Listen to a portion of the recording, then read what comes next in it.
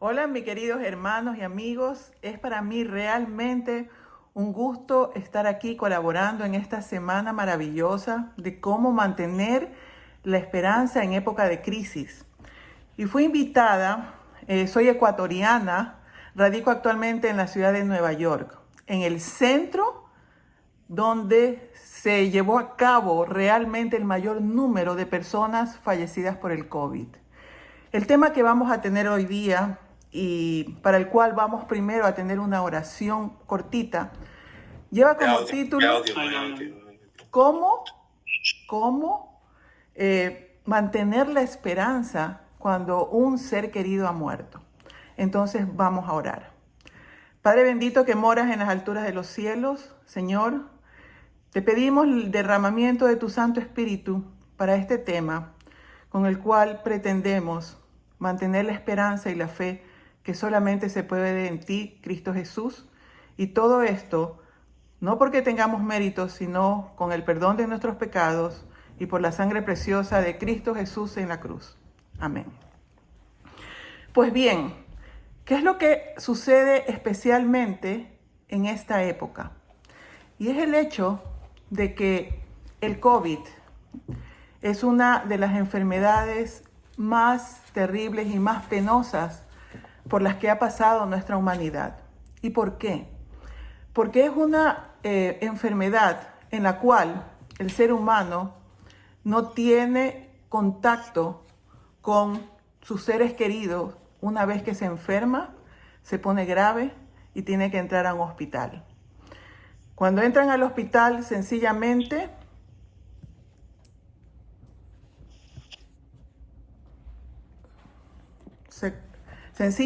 cuando entran a un hospital, sencillamente hay manera, no hay manera de que la persona pueda tener contacto con nadie. Y una vez que ese ser querido entra al hospital, pues sencillamente no podemos saber de él. Sé que no hay audio, ¿qué hacemos? Sigo, ok. Estas son cosas que pasan en vivo. Pues cuando sucede esto, cuando un ser querido de nosotros se enferma y está muy grave y tiene que entrar al hospital en emergencia, en el momento en que ingresa al hospital nosotros no sabemos ya de esa persona. Y cuando entra entonces al hospital es que se ponen en juego todas nuestras creencias y todo lo que nosotros pensamos acerca de lo que es nuestra fe y nuestra esperanza. Cuando la persona entra en el hospital, los seres queridos claman y oran a Dios con toda la fe y con toda la fuerza, pidiendo que su ser querido se salve. ¿Qué sucede cuando después de que las iglesias están orando, las personas están orando, la familia está orando? Pues sencillamente la respuesta de Dios es no, y esa persona muere. Pues bien, en ese momento entramos en algunas fases y les voy a explicar cuáles son esas fases desde el punto de vista psicológico, pero validado por la palabra de Dios. Y la primera fase es esa etapa de shock. No lo puedes creer. Te dicen que tu familiar ha muerto y no lo puedes creer. Piensas, no, no es así. Y esto viene agravado por el hecho de que no hay una ceremonia para despedir a tu ser querido. Porque como son tantas las personas que murieron, no había forma de enterrarlos. Muchas veces tenían que directamente ir a la morgue para ser incinerados. Y pues en los cementerios y en las funerarias no se daban abasto.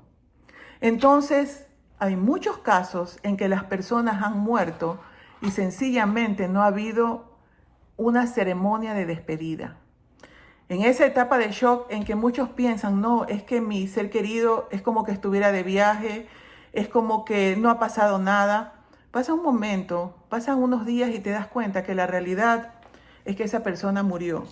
Y entonces entras en una segunda etapa, que es la etapa del dolor. Y en la etapa del dolor, entonces empiezas muchas veces a enojarte con Dios. ¿Por qué? Porque si yo le pedí por mi ser querido? ¿Por qué si yo le pedí con fe? ¿Por qué si habían tantas personas orando por él? ¿Por qué no se salvó? ¿Por qué murió? ¿Por qué Dios me hizo eso? ¿Por qué si él era una buena o ella era una buena persona, Dios se lo llevó? ¿Por qué no escuchó mi clamor? E incluso tenemos miedo de pensar que todo lo que creíamos no era verdad.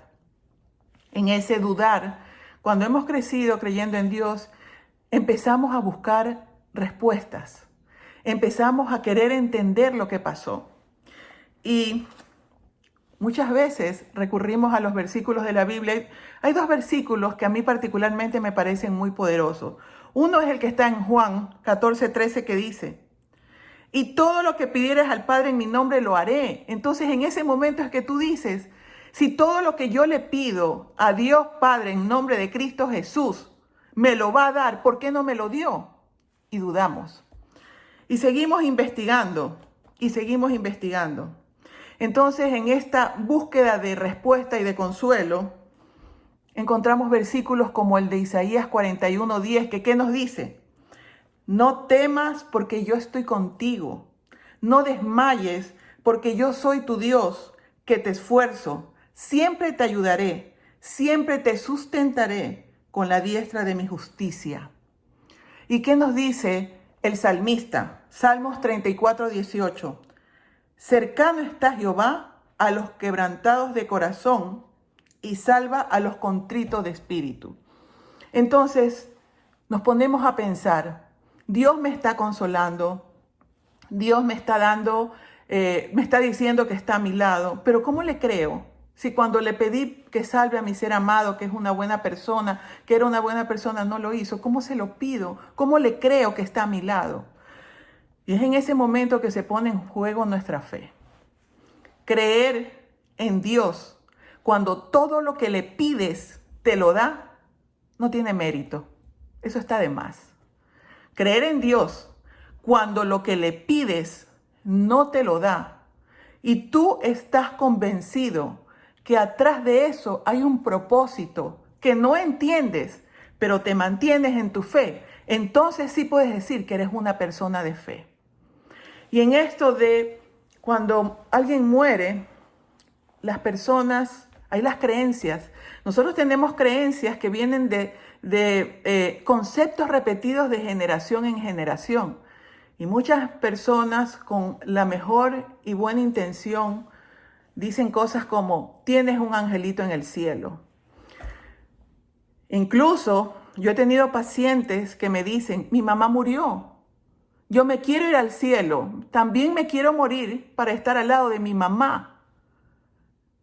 Pero eso no es lo que dice la palabra de Dios. ¿Qué nos dice la palabra de Dios sobre el estado real de los muertos? Y lo encontramos en Eclesiastés 9, 5 y 6 que dice, porque los que viven saben que han de morir, pero los muertos nada saben. No tienen más paga, porque su memoria es puesta en el olvido, también su amor y sus pasiones, y nunca más tendrá parte en todo lo que se hace bajo el sol.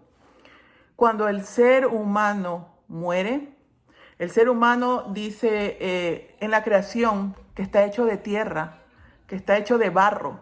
El ser humano hecho de tierra y hecho de barro tiene los mismos componentes en su cuerpo que la tierra.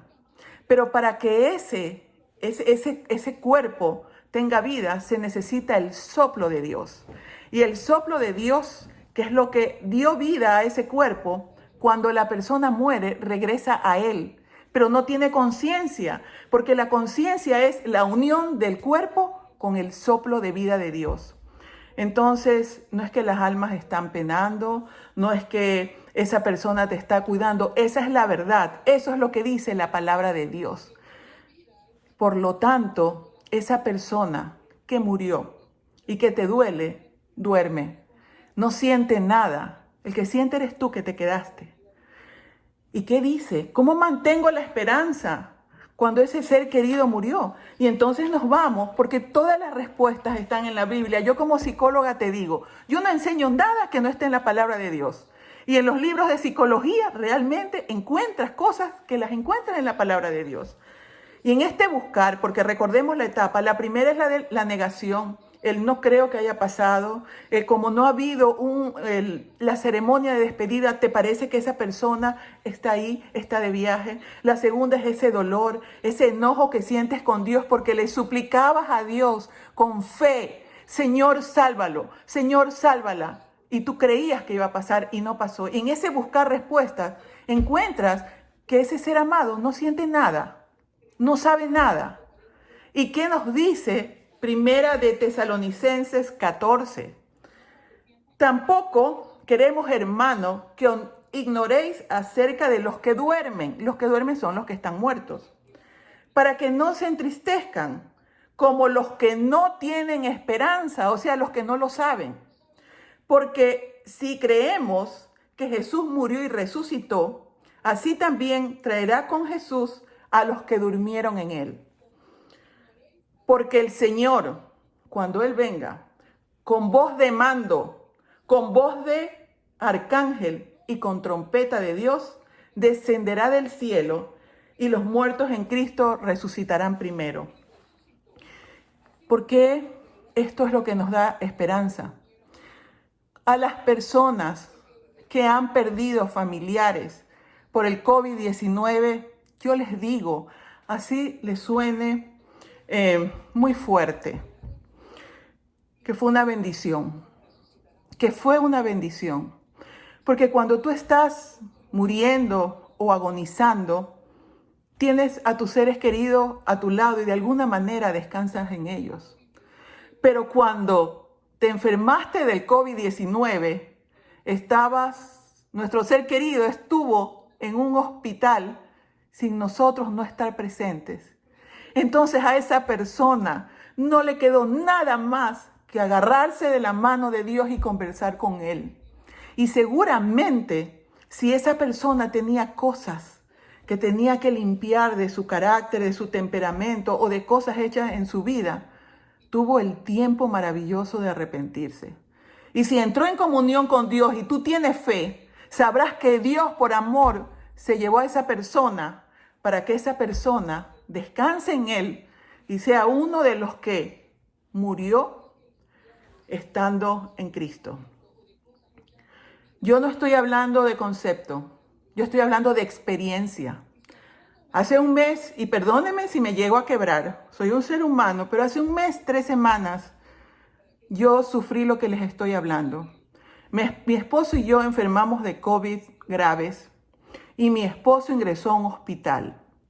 Y toda la familia, mis 3 hijas, los amigos de mi esposo, su amada familia que están ahorita escuchándome, mi iglesia de Ecuador, mi iglesia de Queens, la iglesia de Corona, muchas personas orando porque mi esposo era un hombre bueno, fue anciano de iglesia, un hombre querido, un hombre que entre sus amigos y en su trabajo era muy valorado. Todo el mundo oraba.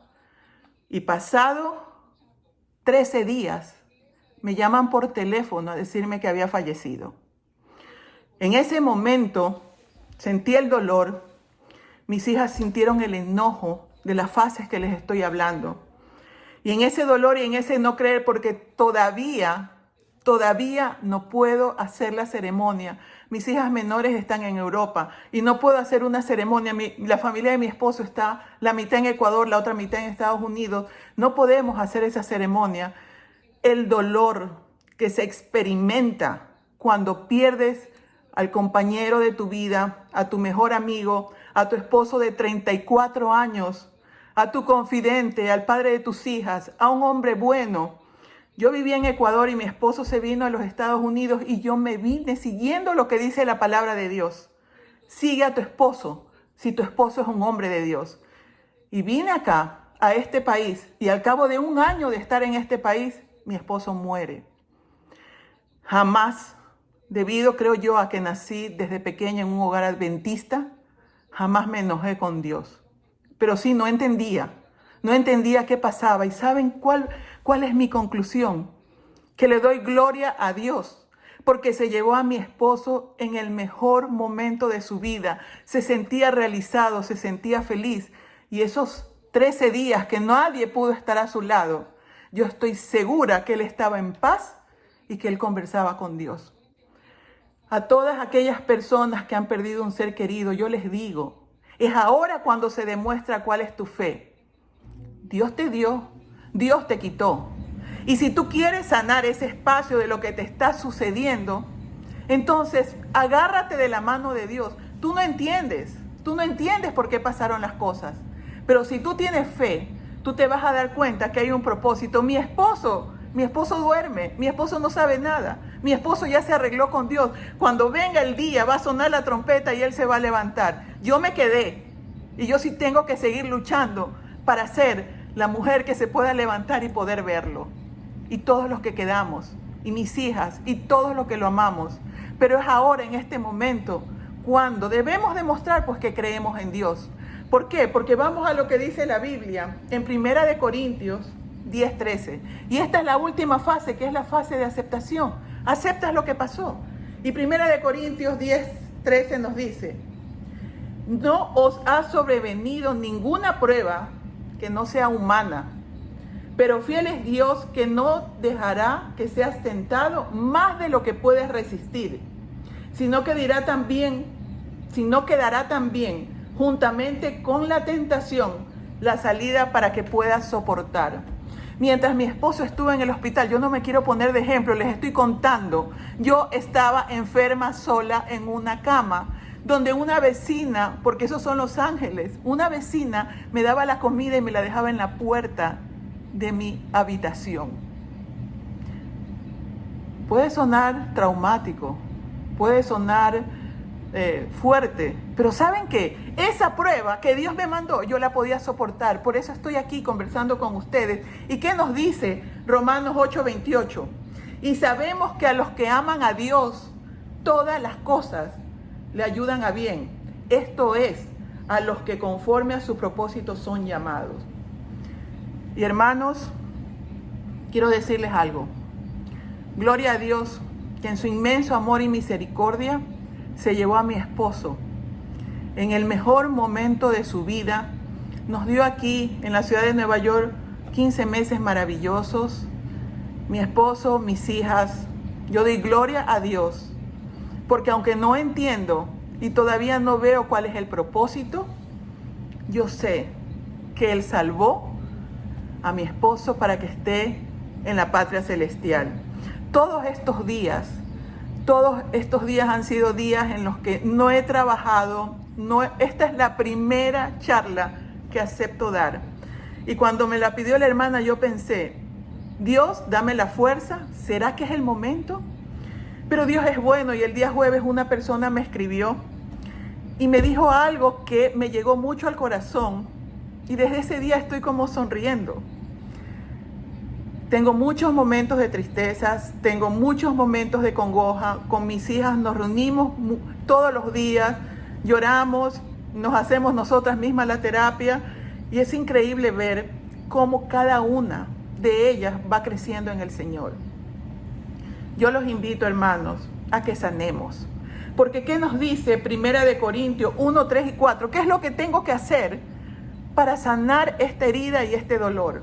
No se nos va a quitar el dolor, pero con el tiempo veremos la herida y nuestro corazón encontrará calma. No sé lo que voy a hacer sin mi compañero de 34 años, pero yo creo en Dios, y alabado sea el Señor que me llevará hacia donde me lleve. Entonces yo lo que te quiero decir es, si a ti te pasa que has perdido a tu madre, que has perdido a tu hermano, está bien, te duele, busca las respuestas, es normal que te duela, pero quiero decirte algo, ¿qué es lo que sí es indiscutible? Y es que debemos ser mejores personas. Yo soy una mujer muy impulsiva, mi esposo era un hombre muy pacífico. Cuando a él le decían algo, él se quedaba callado, y yo le decía que era, perdóneme, pero soy una mujer impulsiva. Yo le decía, que eres tontito. Él solo me miraba y sonreía. Y Dios se encargó de enseñarme que lo que él era sabio. Es sabio callarse cuando te ofenden, porque mía es la venganza, dice el Señor, y Él es el que se encarga. ¿Y cómo hacer? para terminar, porque ya tengo todos estos conceptos y hay una clave que siempre me la repetía Anita Avelino, que fue quien todos los días me llamaba y hacía una oración por mí. Eso dio un alivio a mi alma único. Mi hermana Marta Elena, que también me llamaba. Fueron muchas personas que me sustentaban a través del dolor, que me sustentaban, y de pronto cuando mi esposo cumplió un mes, de pronto me sentí con una energía diferente. No, hermanos, yo no soy fuerte. Es apoyarnos en Dios, apoyarnos en Dios. ¿Y qué nos dice la Biblia de cómo sanar? Dice, bendito sea el Dios y Padre, eso está en 2 de Corintios 3:4, que es misericordioso y Dios de toda consolación, el cual nos consuela en todas nuestras tribulaciones, para que también podamos nosotros consolar. Cuando tú consuelas y cuando tú ayudas a que otros superen lo que les pasa a través de tu propia experiencia y de tu dolor, entonces puedes sanar. Mis queridos hermanos, estamos en un momento de nuestra existencia en que realmente se prueba quién eres. No quita que tengas momentos de dolor, no quita que tengas momentos de rabia. Hay momentos en que lloro de una forma como que me ahogo, pero yo sé que Dios tiene misericordia. Ayer justamente no podía dormir y a la 1 de la mañana se me ocurrió un post que lo puse en las redes sociales y puse: no lloro por ti porque duermes, lloro por mí que no sé estar sin ti. Nos volvemos hasta poetas, imagínense. Pero quiero cerrar esta pequeña disertación en la que te invito a que seas una persona de fe. Porque si no eres una persona de fe, entonces te vas a sentir perdido. Y lo quiero cerrar con el versículo preferido de mi esposo, que está en Filipenses 4:13. Todo lo puedo en Cristo que me fortalece. Buenas noches, mis queridos hermanos, y gracias por haber estado aquí.